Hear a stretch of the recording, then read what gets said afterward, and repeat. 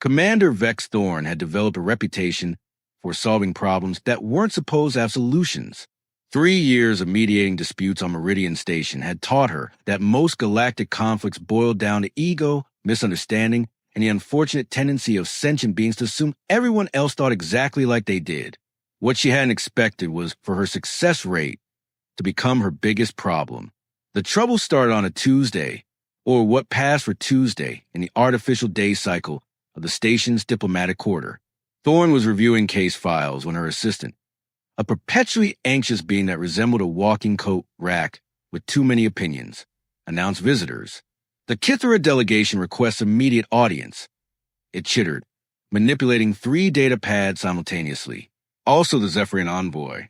Also, they specifically requested you not see them together. Let me guess, Thorn said, not looking up from her reports. Mining rights in the Kepler drift again? Worse. They're threatening actual war this time. Real ships, real weapons, real body counts. Thorn finally raised her head. In 3 years, she'd never seen actual warfare threatened over resource disputes. Trade embargoes, sure. Diplomatic tantrums, certainly. But war? That was refreshingly honest, in a terrifying sort of way. Send in the Kithera first. And brew some of that calming tea, the blend that makes everyone feel like they're having profound thoughts. High Coordinator Keth entered with the measured stride of someone who'd practiced looking important in mirrors. The Kithera were humanoid enough to be unsettling, too tall, too angular, with skin that shifted between silver and blue depending on their emotional state. Right now, Keth was practically broadcasting mood ring fury. Commander Thorn, Keth began, we require clarification on human conflict resolution methodologies. Thorn blinked. I'm sorry, what? Your species' approach to warfare. We have studied your historical records extensively. Keth produced a data tablet with what appeared to be a poorly translated version of The Art of War. This Sun Tzu individual suggests that supreme excellence consists of breaking the enemy's resistance without fighting. However, your Spartans at Thermopylae chose certain death over tactical retreat. These philosophies appear contradictory. You've been reading human military history? Of course. If we are to engage the Zephyrians in proper conflict, we must understand the methodologies of the galaxy's most successful warriors. Ketha's skin shifted to an excited purple. Your species has conquered more worlds, eliminated more enemies, and subjugated more populations than any other known civilization. We require tutelage. Thorn felt a familiar sensation of a situation spiraling beyond her control. I think there might be some misunderstanding about. There is no misunderstanding, Keth interrupted. We wish to retain you not as mediator, but as tactical advisor. The Zephyrians believe they can simply hire human mercenaries, but we understand the deeper truth. They seek to purchase your expertise, while we offer something greater, alliance. Before Thorn could respond, her assistant announced the arrival of the Zephyrian envoy. Keth straightened, skin shifting to aggressive red. Shall I escort the Kithera to? Her assistant began. No, Thorn said slowly. Send them in together. This is going to be interesting. Envoy Zilak floated in. The Zephyrians had achieved spaceflight without ever developing legs, existing as graceful, jellyfish-like beings in environmental suits filled with luminescent gas. Where the Kithera broadcast emotion through color, the Zephyrians communicated mood through the intensity and pattern of their internal light. Commander Thorn, Zilak's translator rendered their chemical communications into flat mechanical speech. We trust the Kithera have not yet poisoned your mind with their primitive interpretations of human tactical doctrine. Ketha's skin went from red to nearly black. Primitive? We have studied the campaigns of Alexander the Great, the strategies of Hannibal, the innovations of Napoleon. Your people read picture books about medieval knights and think you understand warfare. Medieval knights? Zilak's suit flared brilliant white with indignation. We have analyzed the systematic efficiency of Roman legions, the disciplined perfection of samurai culture, the psychological warfare of Viking berserkers. Your Spartan obsession demonstrates fundamental misunderstanding of human military evolution. Thorn raised a hand. Okay. Everyone needs to take a step back here. First, where exactly are you getting this information? The Terran Cultural Exchange Archive. Both replied simultaneously, then glared at each other. The archive I created for diplomatic understanding between species? Indeed, Keth said, though we have supplemented it with additional research. Did you know your species once built weapons capable of destroying entire planets? And yet you use them for, what did your historical records call it? Peace through superior firepower? That's not exactly. The humans understand what we are only beginning to learn. Zilak interrupted, their suit pulsing in complex patterns. That true peace requires a capacity for absolute violence. Your species achieved galactic dominance not through superior technology, but through superior understanding of conflict itself. We haven't achieved galactic dominance, Thorne protested. We're barely a regional power, and most of our expansion came from trade agreements and... Modest, Keth observed approvingly. Classic misdirection. Sun Tzu would be pleased. This is why we require your direct guidance. Zilak continued. The Kithro wish to learn human warfare to defeat us in primitive territorial conflict. We understand the deeper principle, that human military philosophy transcends mere tactical advantage. You want to hire me to teach you how to fight each other? Not hire, Keth corrected. Ally with. The Kithra hegemony offers full partnership, shared resources, mutual defense pacts, cultural exchange programs. In return, you train our warriors in authentic human combat methodologies. Zilak's suit blazed with competitive light. The Zephyrian Collective offers superior terms. We have studied your democratic principles, your concepts of individual honor balanced with collective responsibility. We understand that human strength comes not from mere aggression, but from moral clarity in the application of force. You're both missing the point, Thorne said, feeling the conversation slip further away from anything resembling sanity. Those historical examples you're quoting, they're not instructional manuals. They're history, context, cultural artifacts. Precisely, Keth agreed enthusiastically, which is why we require human guidance to properly interpret them. For instance, your Achilles was his effectiveness due to superior training, genetic modification, or divine intervention. Our analysts remain divided. Achilles was fictional, Thorne said weakly. Both aliens stared at her. Keth's skin shifted through several confused colors before settling on skeptical yellow. Zilak's suit dimmed to almost nothing. The Iliad is literature, poetry, a story, but your own scholars analyze as tactical decisions, Zilak protested. Your military academy studied Trojan war strategies as metaphor, as examples of leadership principles, and Thorne stopped. The expressions on both alien faces suggested she was explaining that water wasn't wet. You know what? Let's table the Achilles question for now. Then you will not choose between us? Keth asked. I can't choose between you because my job is to help you avoid fighting in the first place.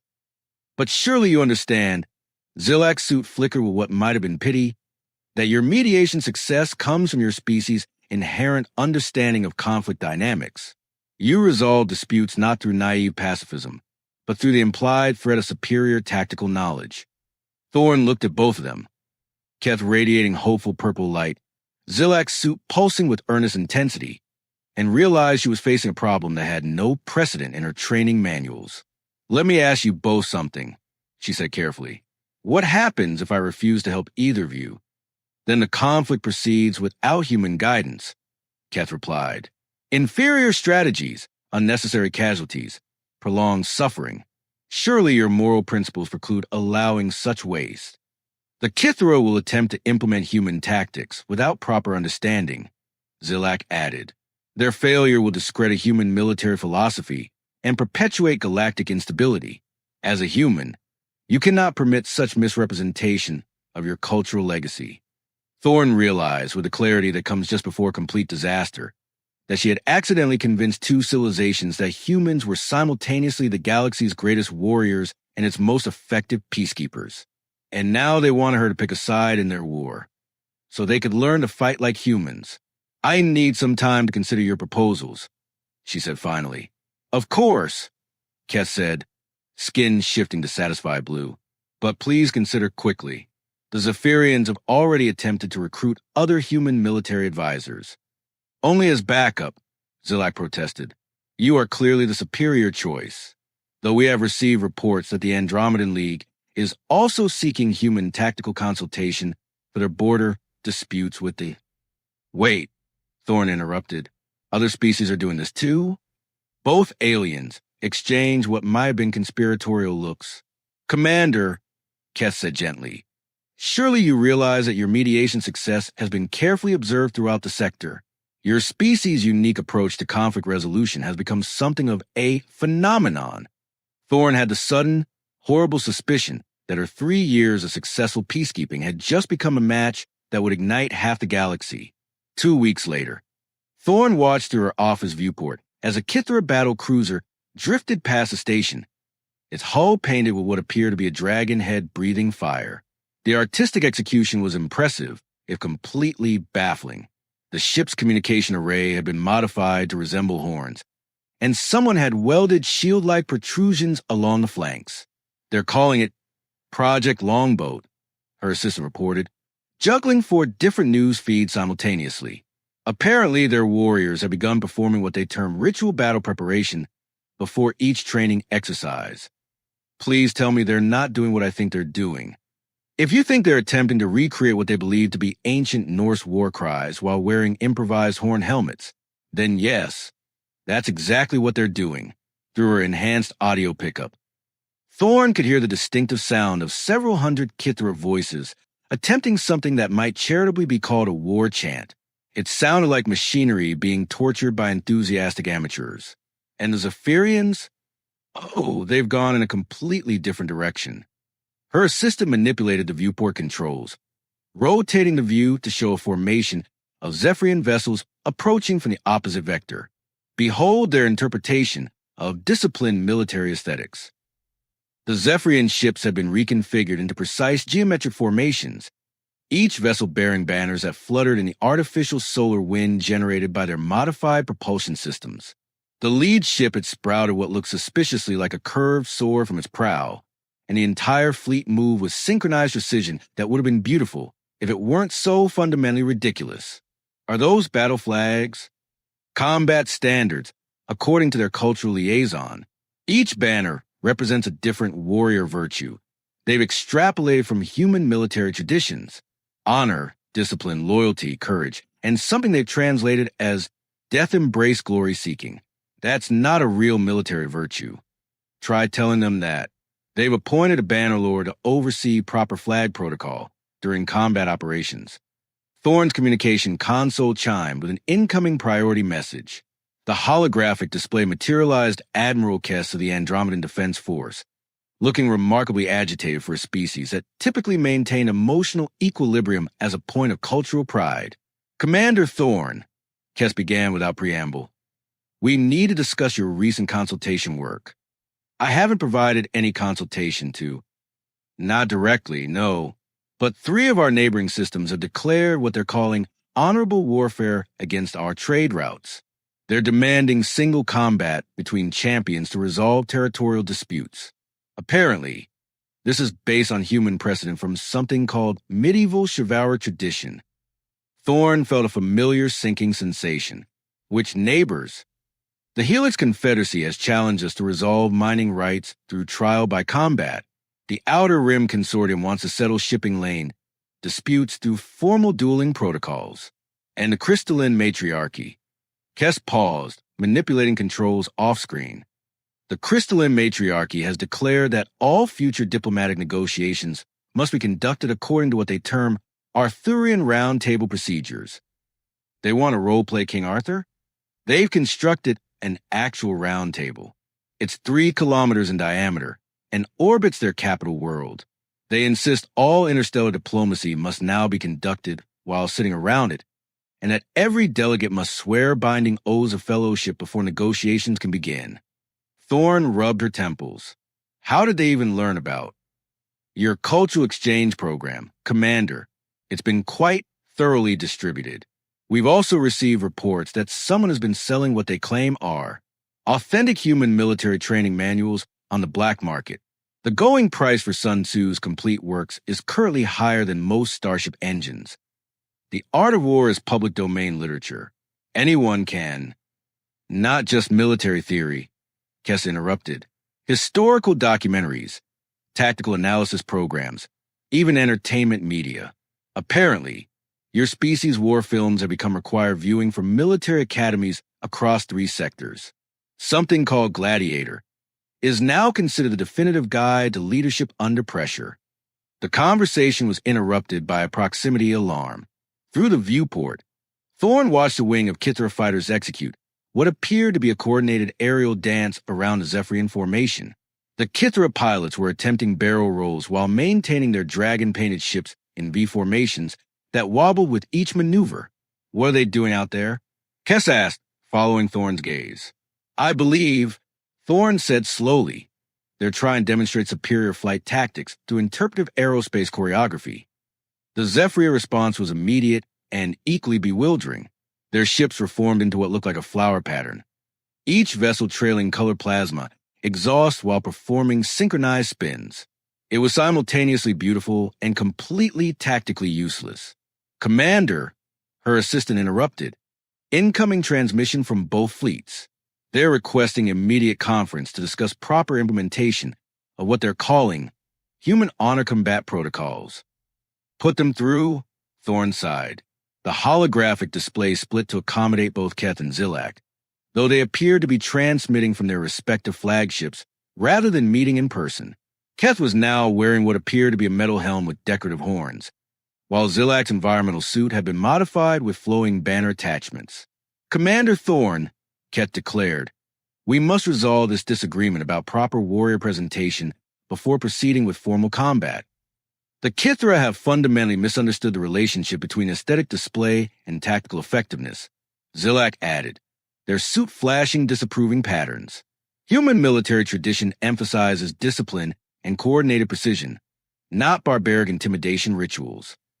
Barbaric, Ketha's helmet ornaments actually rattle with indignation. Your people are flying flower formations while we demonstrate the primal fury that conquered Terra's enemies. Which approach do you think humans would respect? Humans conquered through systematic application of superior strategy, Zilak countered, not through theatrical displays of primitive aggression. Your Viking longboat aesthetic completely ignores the sophisticated logistics and technological innovation that enable human expansion. Both of you are missing, Thorne began. Perhaps, Keth continued, you could clarify whether human warriors preferred individual glory or collective achievement. Our analysis of your Spartan culture suggests emphasis on unit cohesion, but your stories of lone heroes like Achilles imply individual excellence takes precedence. Achilles again? We have consulted additional sources, Zilak announced proudly, including something called Troy, which appears to be a historical documentary of the conflict. However, the tactical decisions shown contradict several elements of the written accounts, suggesting either multiple historical interpretations or deliberate misinformation. That was a movie, Thorne said. Entertainment, fiction based loosely on. But featured authentic human actors, Keth protested. Surely they would not misrepresent their own cultural heritage? Admiral Kess, still connected to the conference, made a sound that might have been strangled laughter. Commander, are you telling me that half the galaxy is learning human military strategy from Hollywood films? It appears to be more complex than that, Zilak said. We have also analyzed your sports competitions, particularly something called American football, which appears to be ritualized warfare training. The strategic complexity of coordinated team movements combined with individual specialist roles suggests highly sophisticated tactical thinking. Plus, Keth added enthusiastically, the psychological warfare aspects are remarkable. Teams develop elaborate intimidation protocols, use specialized war paint, and employ crowd psychology to demoralize opponents. Clearly a training program for large-scale conflict management. Thorne looked at Admiral Kess, who was now covering their face with multiple appendages. How widespread is this? Growing daily, Kess replied. The Galactic Trade Federation has contacted me twice this week. Apparently, peaceful merchant species are becoming concerned about the militarization trend. They're requesting protection for what they're calling human-influenced aggressive expansion. But we're not expanding aggressively, Thorne protested. No, Kess agreed, but everyone else is trying to expand the way they think humans would. The result is the same from a practical standpoint. Which brings us back to our original request. Kess said, we require definitive clarification on authentic human combat methodology. The Zephyrians refuse to acknowledge that warrior spirit transcends mere technical precision. The Kithara refuse to recognize that sustainable military success requires systematic organization over emotional display. Zilak responded, Commander Thorne, surely you can resolve this fundamental disagreement about human military philosophy? Thorne realized that what had started as a simple resource dispute had evolved into a galaxy-wide debate about the nature of human warfare. A debate based entirely on misunderstood fragments of culture, entertainment, and history. And somehow, everyone expected her to be the final authority on what it meant to fight like a human. I think, she said carefully, we need to schedule a much longer conversation. The emergency session of the Meridian Council convened at 0800 Standard Time, though Thorne suspected the real emergency had been brewing for months without anyone noticing. Representatives from 14 different species packed the circular chamber, each delegation displaying various interpretations of what they believed to be human-inspired military readiness. The Altarian delegate wore what appeared to be a modified baseball uniform with additional armor plating. The Vegan Confederacy had arrived in matching jumpsuits bearing the words Navy SEALs in poorly translated script. Most disturbing of all, the usually pacifist ethereal collective had somehow acquired camouflage face paint and were wearing it with the solemnity of religious ritual. The situation has exceeded acceptable parameters, announced Coordinator Vash, the station's chief administrator. What began as a localized mining dispute has triggered sector-wide militarization based on... Vash consulted their notes with visible bewilderment. Bootleg copies of human training materials and entertainment programming. It's not just entertainment, protested Representative Clax of the Nebular Alliance, adjusting what looked like a football helmet modified for their species' cranial ridges. We've conducted extensive analysis of human competitive activities. Your Ultimate Fighting Championships clearly demonstrate individual combat superiority through systematic application of multiple martial disciplines. UFC broadcasts are not military training curricula, Thorne said, though she could already see this distinction was lost on her audience. But the psychological conditioning is obvious, Clax continued. Controlled aggression, strategic grappling, submission techniques, all applicable to larger conflict scenarios. We've established 3 training academies based on these principles. You've weaponized mixed martial arts. We've adapted proven human methodology for defensive applications, corrected envoy trill of the Outer Worlds Compact, though we focus more on your historical gladiatorial traditions. The tactical psychology of arena combat provides excellent preparation for ship-to-ship engagements. Coordinator Vash raised multiple appendages for attention. The immediate concern is economic disruption. Trade routes are being challenged through honorable combat protocols. The crystalline matriarchy has suspended all commerce until their opponents agree to single combat resolution procedures. The Helix Confederacy is demanding trial by ordeal for shipping disputes. Define trial by ordeal, Thorne said, though she was afraid she already knew. Physical contest to determine truthfulness. Trill explained enthusiastically. Based on your medieval legal traditions. Judicial combat, trial by fire. Swimming test to determine guilt or innocence. Remarkably efficient compared to lengthy arbitration processes. Those weren't efficient legal systems, Thorne protested. They were primitive superstitions that... Primitive? The ethereal collective representative flickered with what might have been offense. Commander, your species employed these methods during your formative expansion period. Surely they contributed to human dominance through superior justice determination.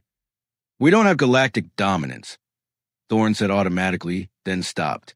She'd been having this conversation too often lately. How exactly are you implementing medieval trial procedures in space? Combat in asteroid fields, Clax replied promptly. Neutral gravity environments provide fair testing conditions for pilot skill and ship handling.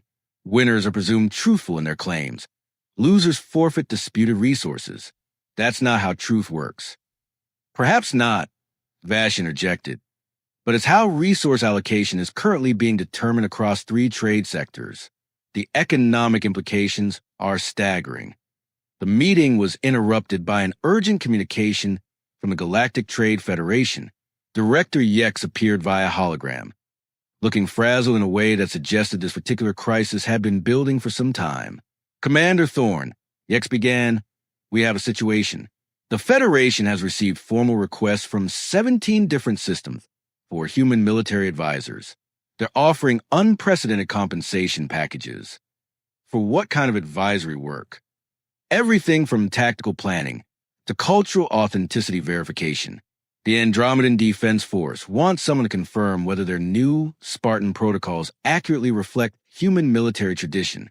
The Centauri Republics need guidance on proper implementation of what they're calling Roman organizational structures. And the Darwin Collective?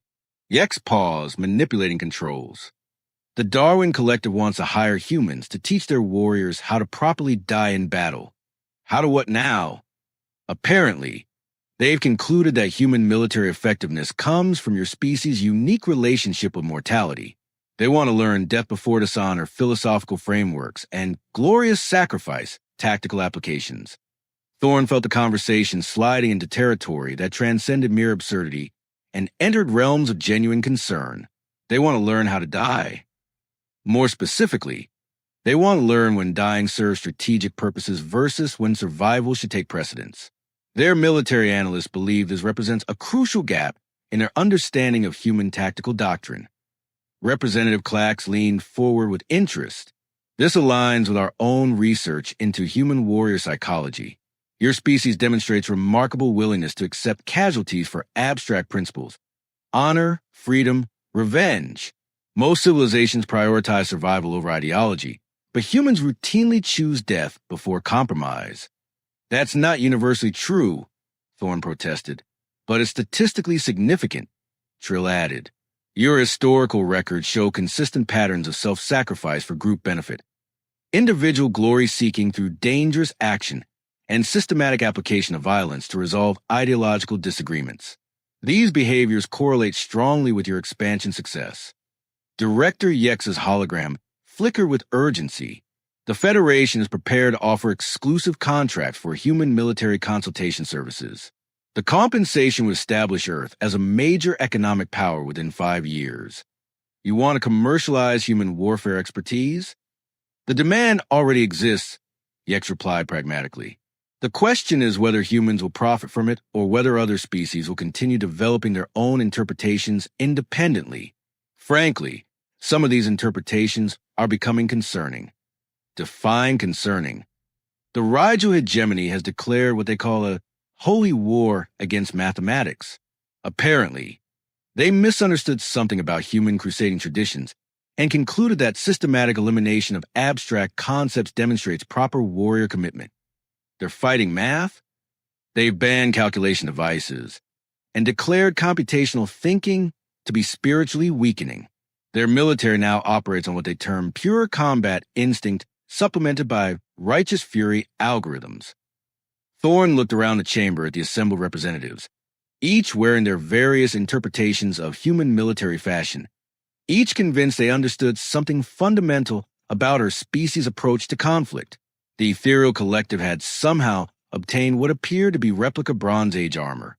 The Altarians were comparing notes about proper camouflage patterns for space environments.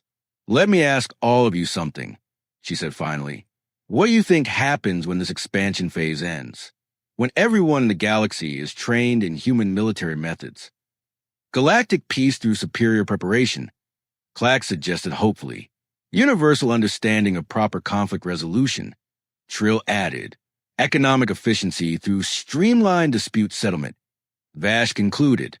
Thorne realized, with the clarity that comes just before complete systemic failure, that she was looking at representatives of civilizations that had spent thousands of years developing sophisticated diplomatic, economic, and social solutions to interspecies conflict. And in the space of months, they had abandoned all of it in favor of their misunderstood interpretations of human brutality. Director Yex, she said slowly, what happens if I refuse the Federation's offer? If humans decline to participate in this military consultation industry, then other species continue developing their own understanding of human tactics without guidance. The militarization trend continues, but with increasingly inaccurate implementations.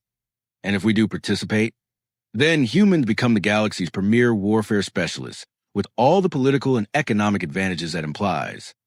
Thorne looked at the assembled representatives, each eagerly awaiting her response, each convinced that learning to fight like humans would solve their civilization's problems. She realized that her 3 years of successful peacekeeping had convinced the galaxy that humans possessed some fundamental understanding of conflict that transcended mere technological superiority. The irony was that they were probably right, just not in a way any of them understood. I need to make some calls, she said.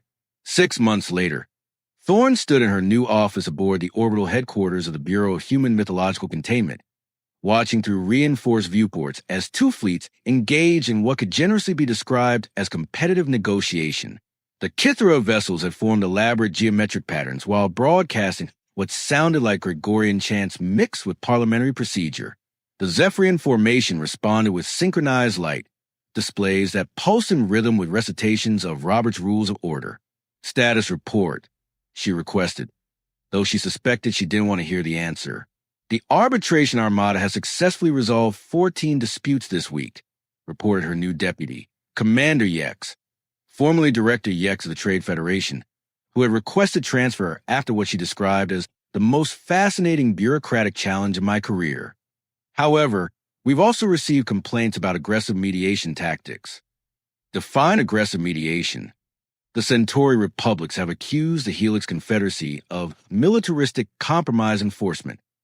Apparently, the Helix delegation arrived at trade negotiations with full battle regalia and demanded that all counteroffers be presented as formal challenges to single combat, verbal combat specifically, but with elaborate ceremony and ritualistic point-by-point refutation.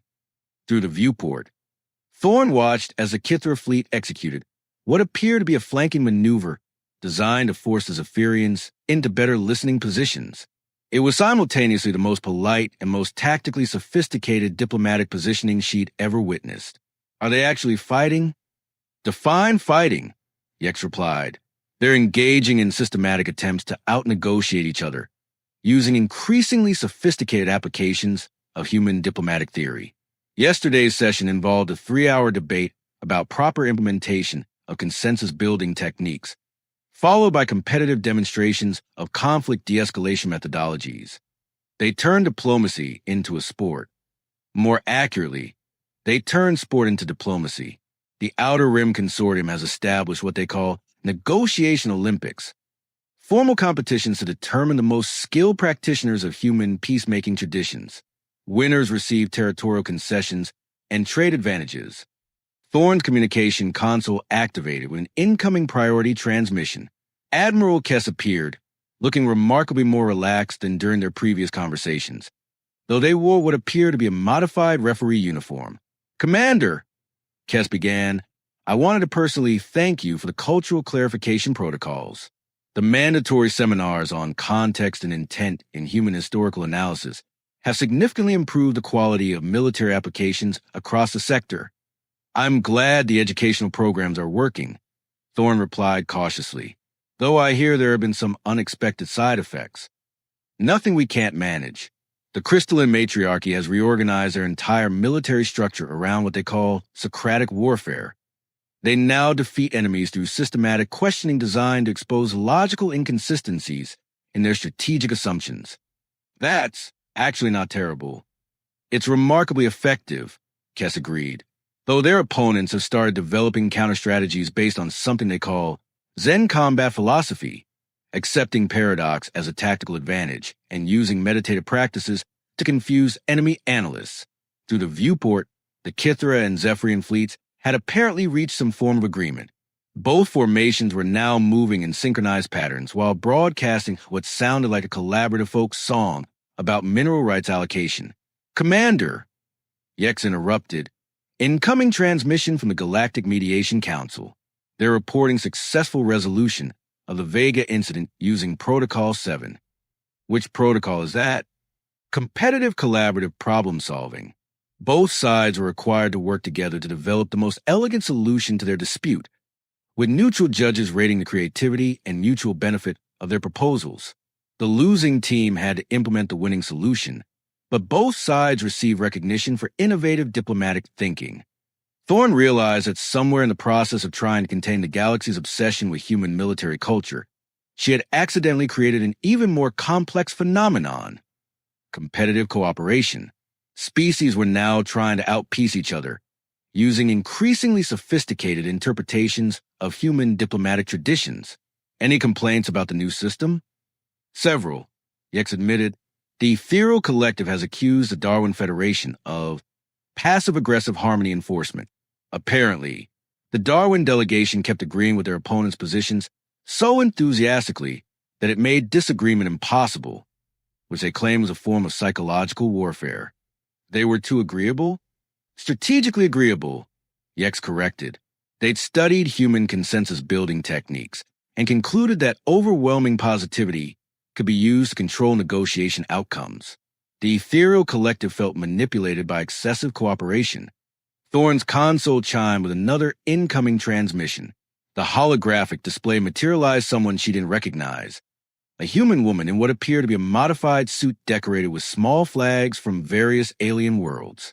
Commander Thorne? I'm Ambassador Chun from the newly established Department of Cultural Export Management.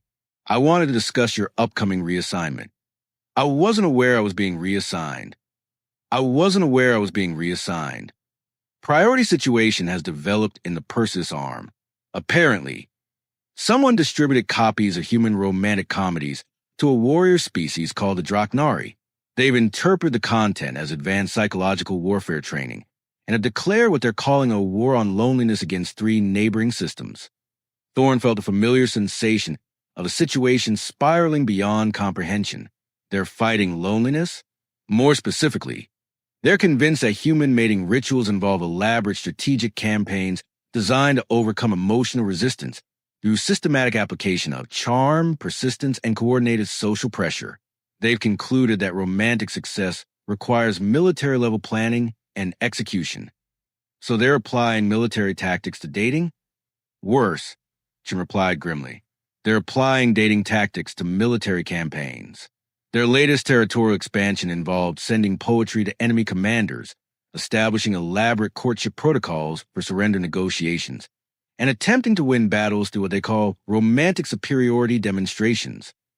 Through the viewport, Thorne watched the Kithra and Zephyrian fleets complete their synchronized diplomatic dance and begin moving toward their respective territories in formation patterns that spelled out words of mutual appreciation in multiple languages.